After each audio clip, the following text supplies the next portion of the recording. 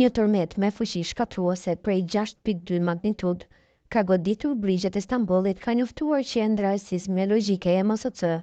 Epiqendra e tërmetit ishte në detin Marmara, në periferi të Stambollit, ndërsa lëkundjet janë ndjerë edhe në provincat e tjera.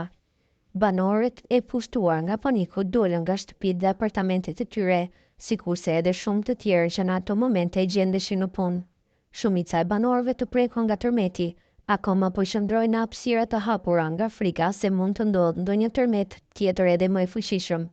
Ministria e Brendshme e Turqisë, Ali Yerlikaya, ka njoftuar në rrjetet sociale se agjencitë kompetente kanë dalë në terren për të bërë vlerësimin e dëmeve,